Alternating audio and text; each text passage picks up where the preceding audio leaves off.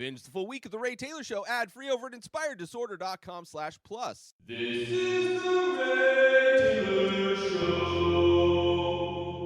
Welcome to The Ray Taylor Show, where I bring you the reviews on the latest movies and TV shows, as well as classic and foreign films. I'm your host, Ray Taylor, and on this podcast, I'll be talking about all things film and television.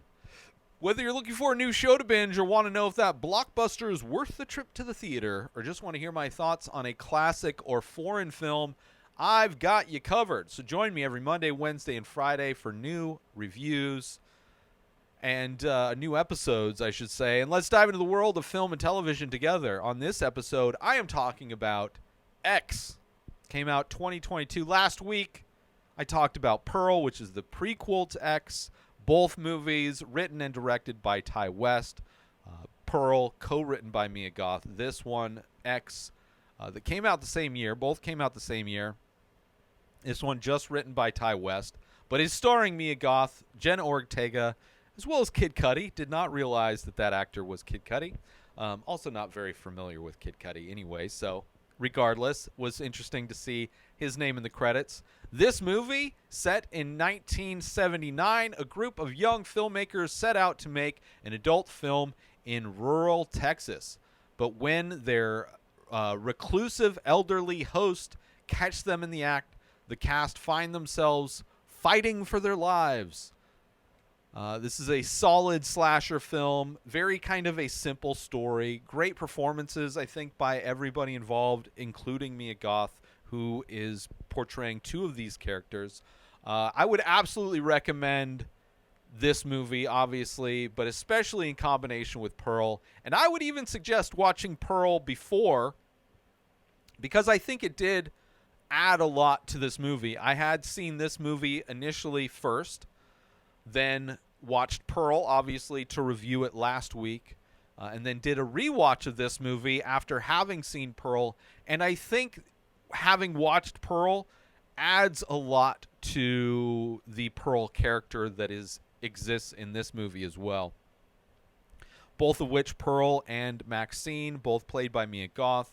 Pearl being the origin story for that character. In this movie, Pearl is much older. This takes place like 60 years later, or 40 years later, 60, I don't know, 79. It was like 18. So yeah, almost 60 years later, or just over 60 years. And Mia Goth plays the old Pearl in this movie, so a lot of old age makeup, as well as Maxine.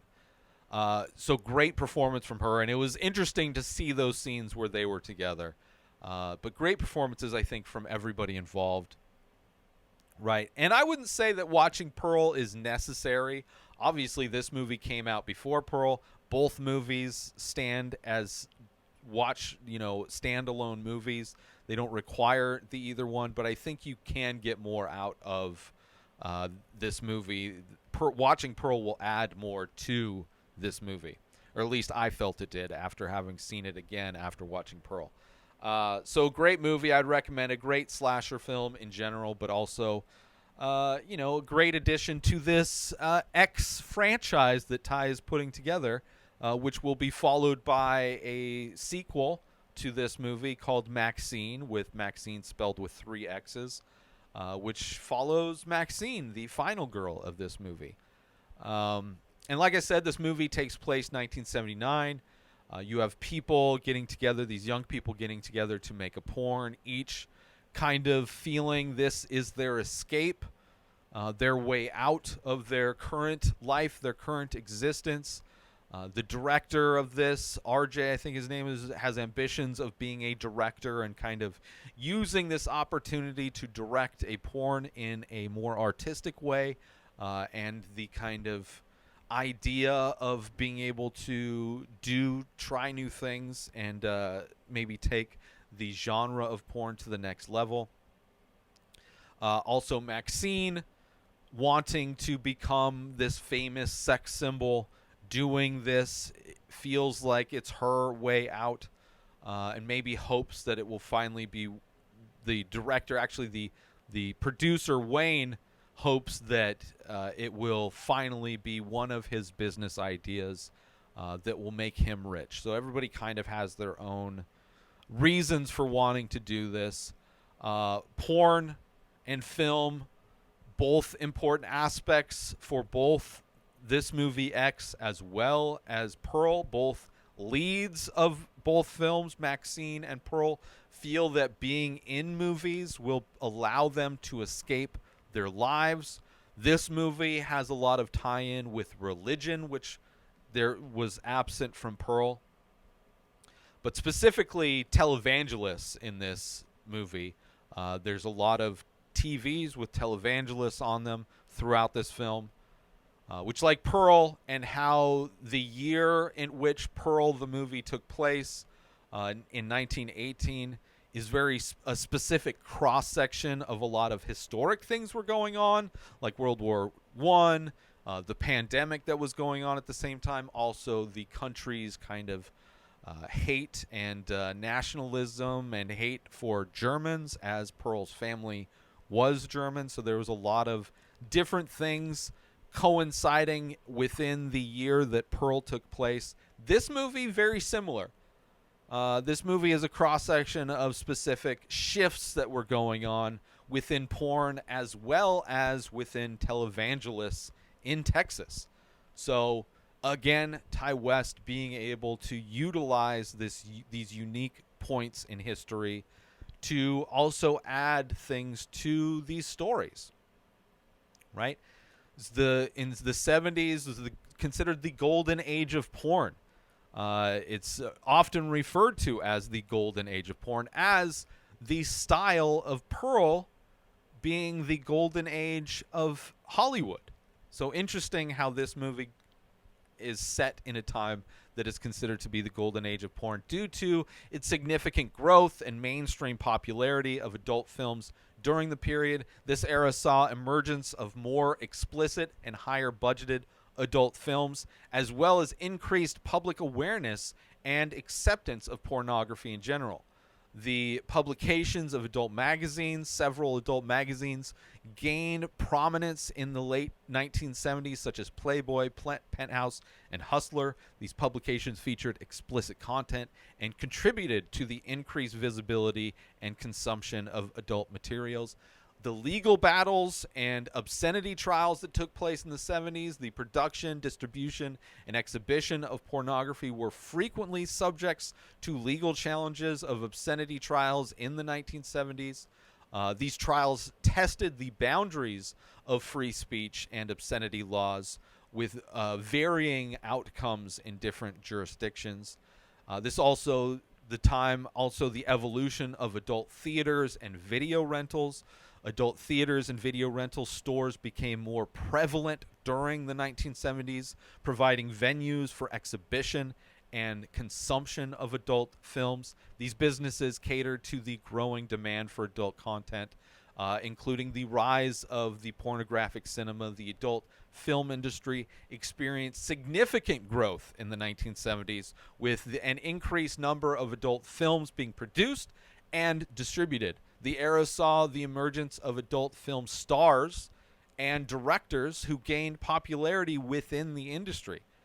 The feminist perspective on pornography in the 1970s also witnessed the emergence of feminist discussions and debates around pornography. While some feminists argues that pornography perpetuated gender inequality and objectification, others defended it as a form of sexual liberation and expression.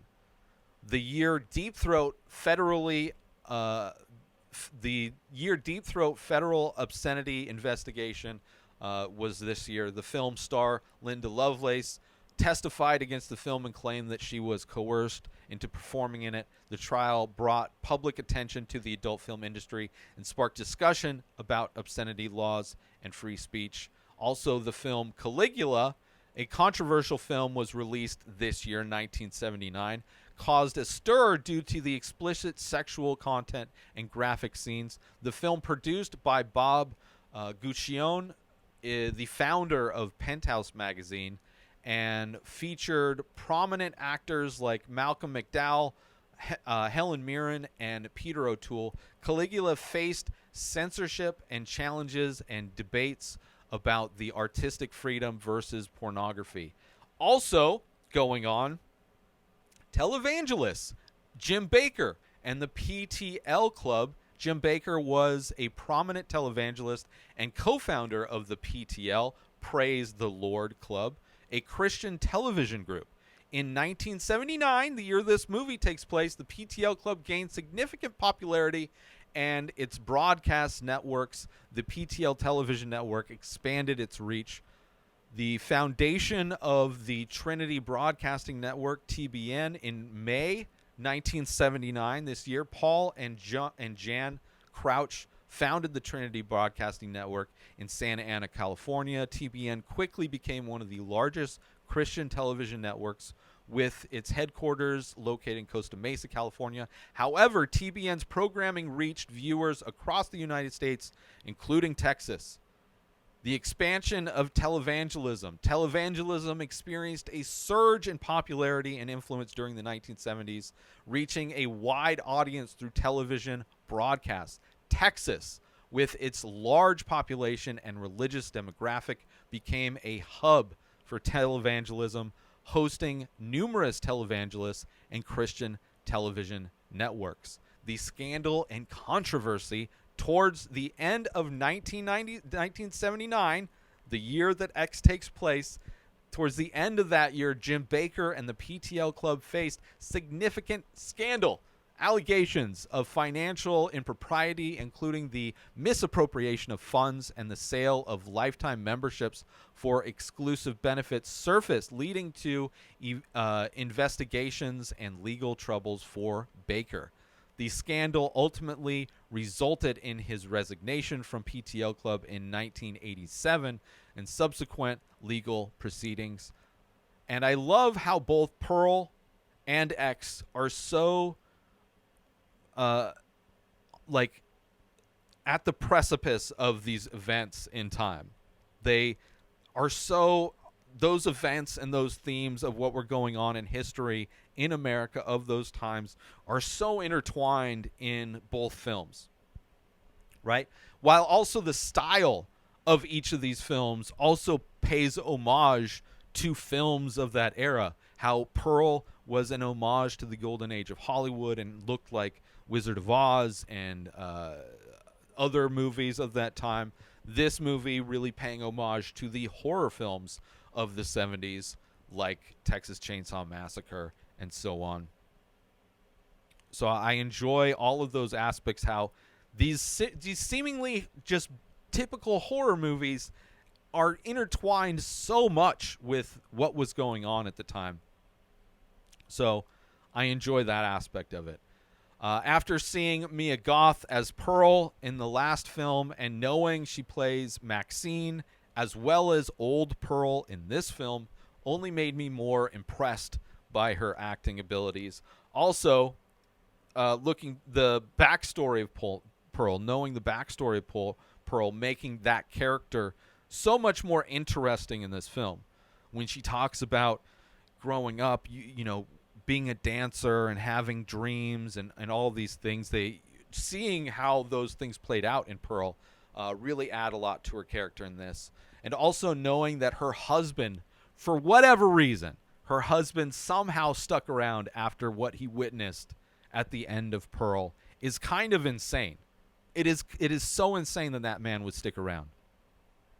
Let's take a quick break from this episode to talk about Attention all Ray Taylor Show fans! We're excited to announce we've just released a line of exclusive merchandise featuring original artwork inspired by the show. Our high-quality shirts and biodegradable phone cases are a perfect way to show your support for the show and make a great gift for any fan. Plus, with each purchase, you'll be helping us continue to bring you great content. So don't wait. Head on over to inspireddisorder.com now and check out the full collection. Thanks for listening, and we hope you'll show your support by grabbing some Ray Taylor Show merchandise today. And now, let's get back to the show. But watching both of these films make me super excited for the third film, Maxine, and that eventually will come out.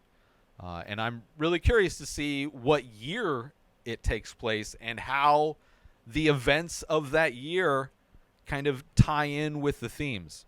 Wouldn't be surprised if, as these two movies do, so much of the specific year these movies came out and what was going on in the United States, specifically in Texas for a lot of this year, 1979. It's great. So, very interested and love this movie. I do want to talk about spoilers, some specifics of this movie that I really enjoyed. But this is a solid slasher film.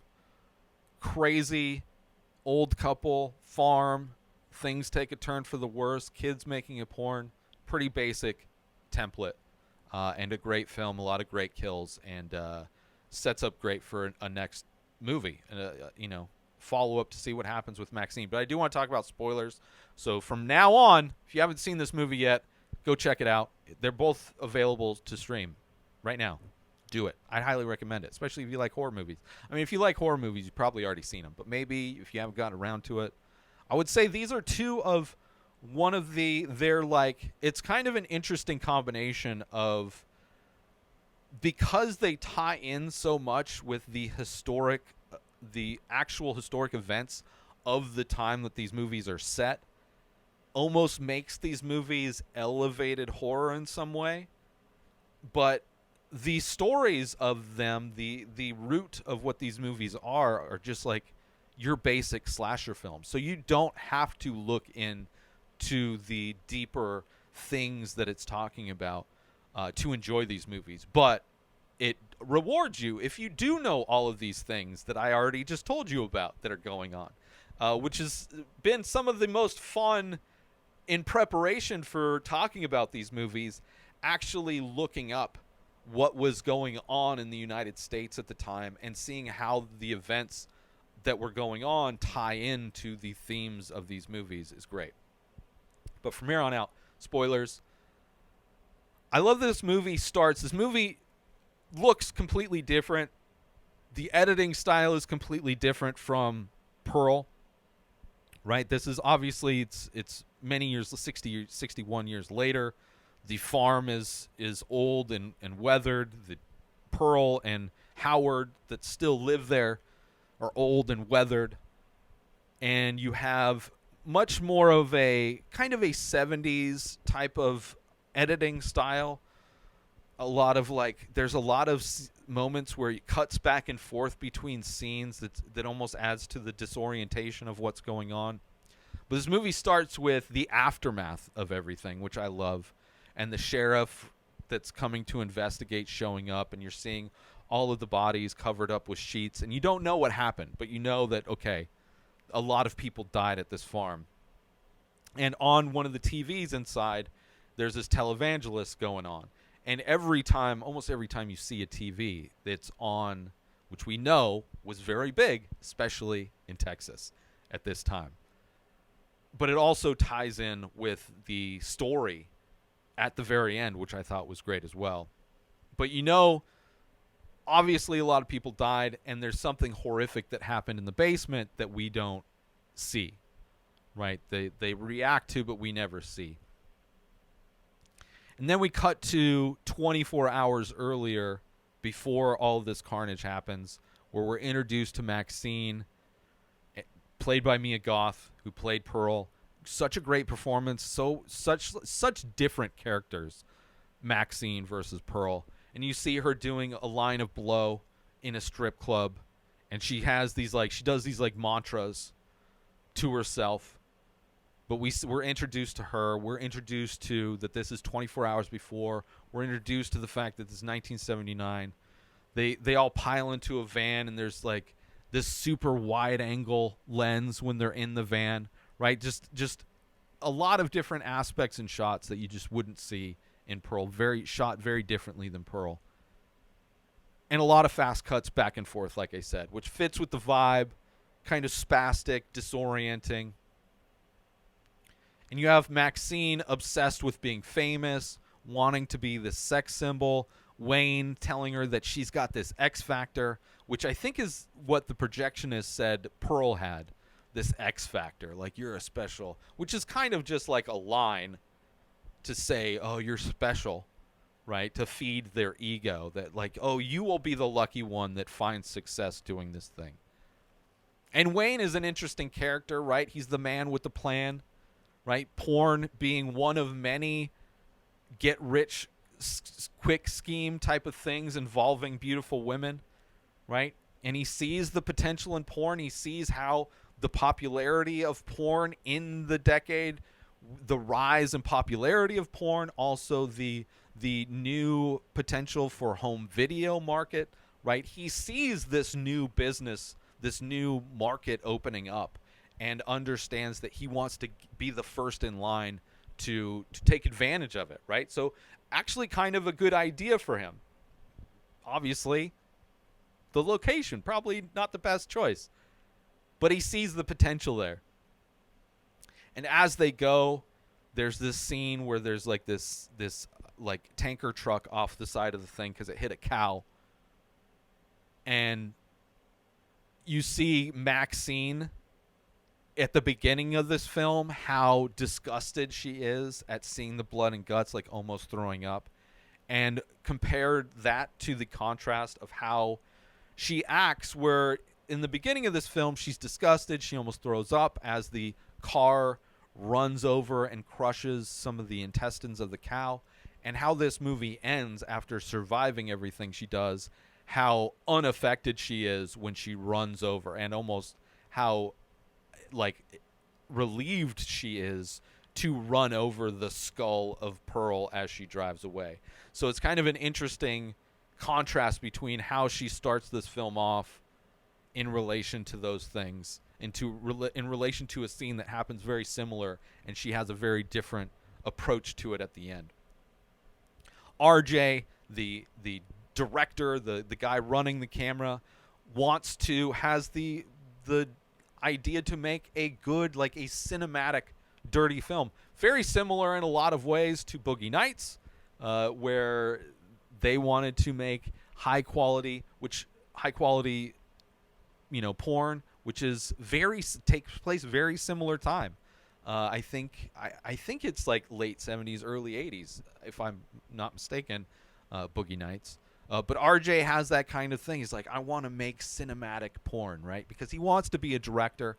He also sees that there's a freedom in this kind of outlaw type of cinema, making porn. And his girlfriend, Lorraine, played by, what's her face?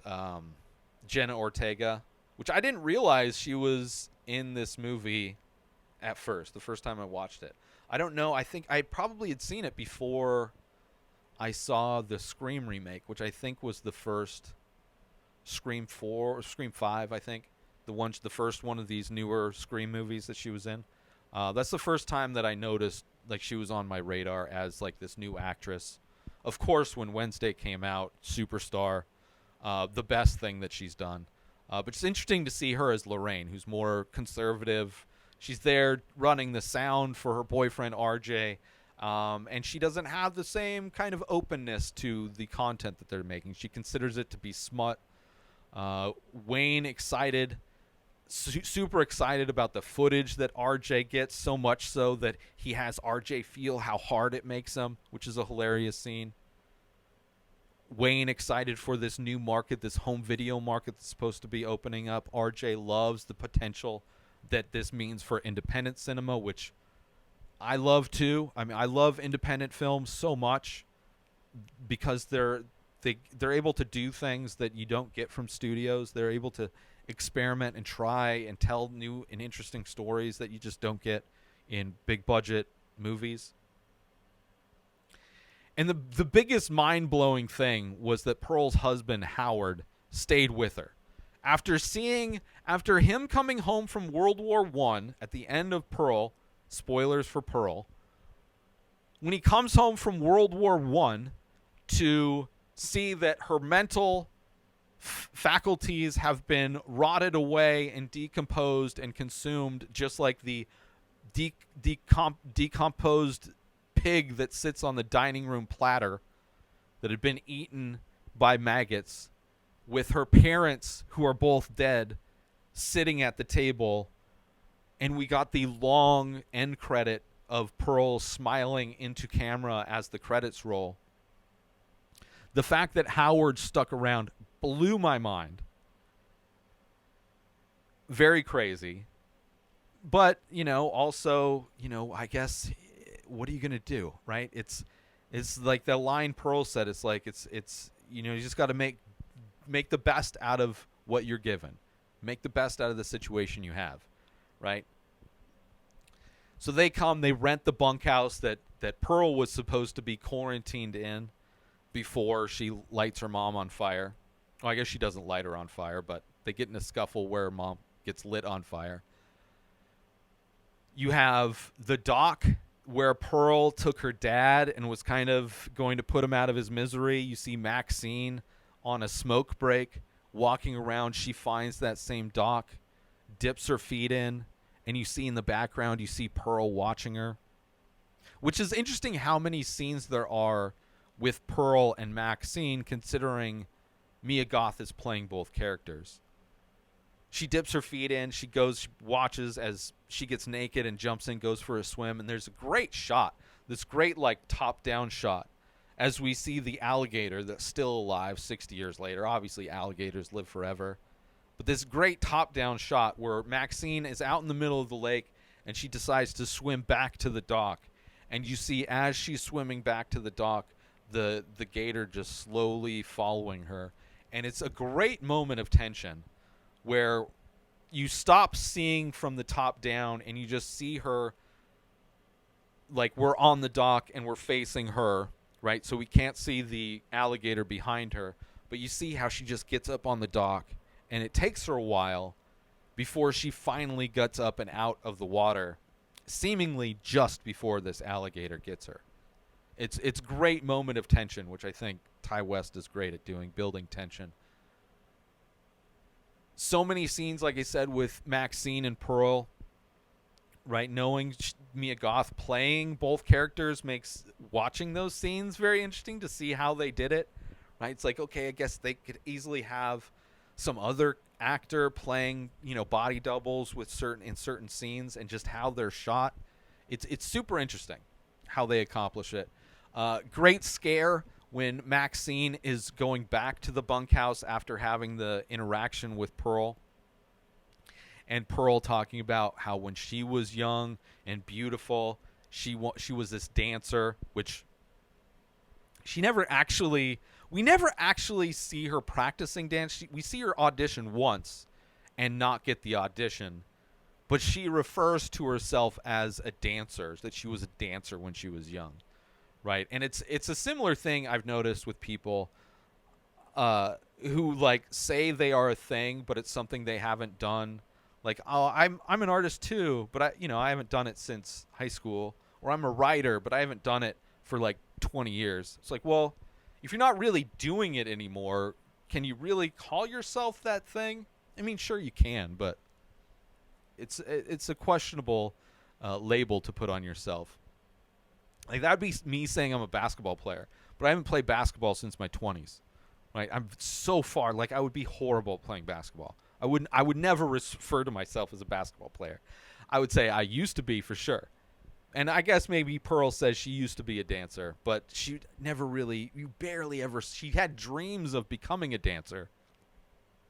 Regardless, it adds to that little moment where Pearl and Maxine talk to each other. She gives her some lemonade. When Howard gets back, Pearl's like, you should get out of here. He can't see that you're in here, right? It's going to be our little secret. And Maxine's like, what does that mean? What does that even mean?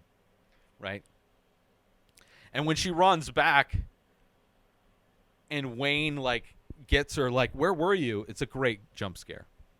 Let's take a quick break from this episode because I want to promote. Are you looking for a way to take your love of The Ray Taylor Show to the next level? Look no further than Inspired Disorder Plus. As a member, you'll get access to a whole host of amazing perks, including the full week of shows, ad-free in both audio and video versions, a live painting archive, early access to the many faces, members-only discounts and deals, a podcast back catalog with over 600 episodes. But that's not all. As a member, you'll get access to my personal blog as well as my creative writing. You'll also get the chance to ask me anything you want. With all of these benefits and more, Inspired Disorder Plus is a must-have for any fan of The Ray Taylor Show. So don't wait. Go sign up now. Head on over to inspireddisorder.com/plus and start enjoying all of the amazing perks of the membership. And now, let's get back to the show. So many times where Pearl is watching Maxine, like when she's having her sex scene with the black dude, in the same way that Pearl was riding the Scarecrow in her movie, she goes back to Howard and does like her sexy dance, but Howard is so worried that he's going to have a heart attack that he can't have sex anymore, that it's going to kill him. Pearl getting in bed with Maxine, right, while she's naked in bed. It's like just so creepy. Also, Maxine underneath the bed when Pearl and Howard actually do have sex. There's so many great scenes with both of them in it, which is amazing that, you know, played by the same actress. There's also, they mention in this movie the example of when Lorraine wants to be in the movie, right? She's convinced that it's kind of this exploration, this like it's you're opening yourself up to the world in doing this. It's not smut, right? She gets kind of, her perception has changed and she decides she wants to do it. Her boyfriend not very stoked about it, trying to give she's like, I can't just change the script halfway, as if porn really needed to have some kind of believable plot. She brings up the example of Psycho, how Psycho started as this story about this woman who stole money from, I think it was a bank or something, but then turned into everybody that kind of got sucked into the Bates Motel got killed. And she's like, you can do that. I recently watched this Indian film called Fanal, where it starts off as a romantic film and then literally turns into like a terrorist action movie.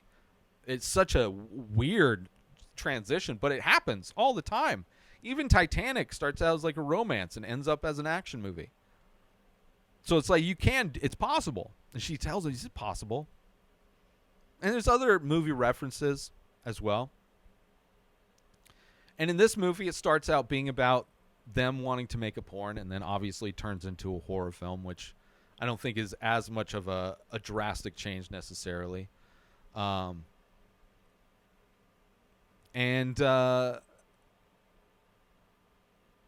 it really turns into, I mean, the horror aspect of it, it takes a while. It's kind of similar to Pearl. It takes a while for Pearl's mental to kind of get, degenerated enough to where she starts killing people. Both movies take their time before the kills start happening, and this one takes about an hour out of hour 45, before the kills start happening, which is good because it sets everything up. I mean, obviously, you're watching a horror film. It doesn't necessarily feel like you're just watching a film about kids making a porn. Like, where it's going to go. But it still takes its time. And the kills are brutal. Starting off with RJ, who's crying in the shower because his girlfriend just had sex on tape. Right? And he's like, oh, this is horrible. And he decides to leave. He's going to just ditch them all. Right? Take the car. No longer going to finish. Like, he's going to really screw them over. But Pearl is, like, blocking his way out, standing in the driveway. And just kind of seeing how she almost, like, comes onto him. And he's like, what are you doing? And then she just stabs him in the throat. And it's like, okay, that's the beginning of things are going down. People are going to start to die. And it's just kind of a great scene with the first kill there. Then you have Wayne falling victim to in the same way that the goose does in Pearl, or the projectionist, pitchfork in the face. Pearl really likes to kill bohemians, right? The projectionist in Pearl considered himself bohemian, that he can just pick up and leave. He's not tied to any place. And there's another person that showed up to the farm that the Howard referred to as being bohemian. These kids referred to as being bohemian. She really has this thing of killing bohemians, right? And she hates that they are so free. I'm sure is the reason why, right? They have this freedom that she never had, that she always longed for, but she's been stuck living at that same farm for her entire life.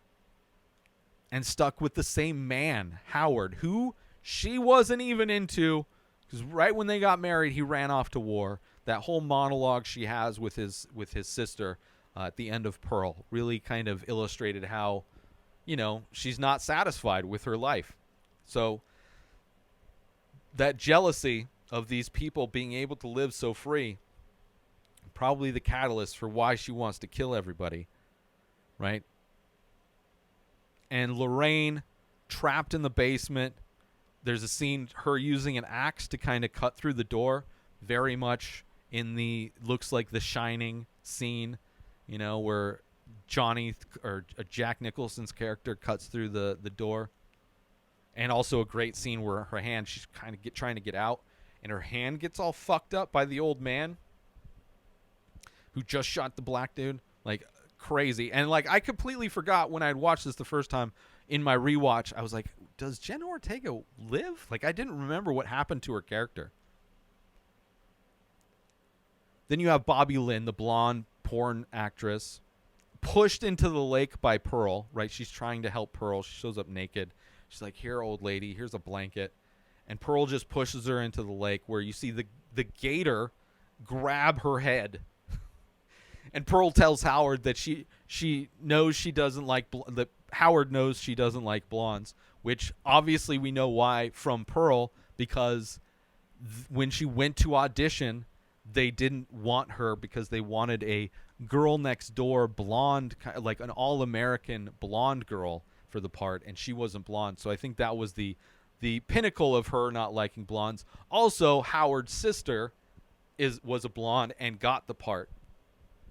So you see why she hates blonde girls from Pearl.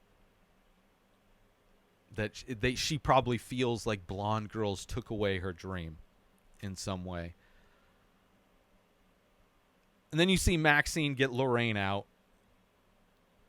But Lorraine doesn't trust her, and she ends up getting shot. Like, just like yelling at her. It's like, I don't trust you. And she runs out, and she immediately gets shot. It's like, oh, that's what happened to Jenna Ortega's character. And then, so Maxine, the only one alive, the final girl. Howard, just such a kind of a funny scene where, like, he survives having sex with Pearl. He thought having sex would kill him. But after they kill Lorraine and they're dragging Lorraine's body inside, right? They're going to put her in the basement or whatever to cut her up and feed her to the alligator, whatever their process is. As they're dragging her inside, Lorraine, not fully dead, gives out like this gurgle, and that kills Howard, which is kind of hilarious, right? That he gets taken out just because he didn't realize she was dead. Kind of funny.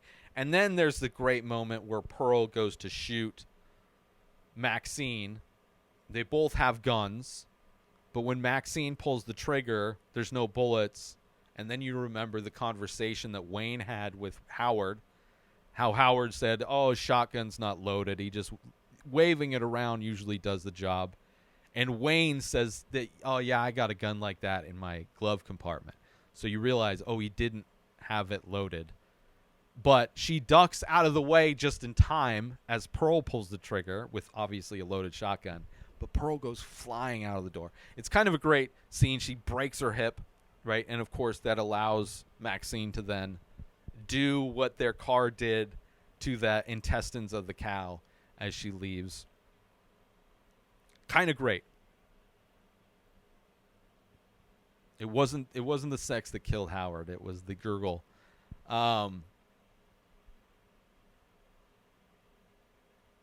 And Maxine, like almost every time she does blow, there's like one scene where she does blow after having seen, after waking up with Pearl in her bed.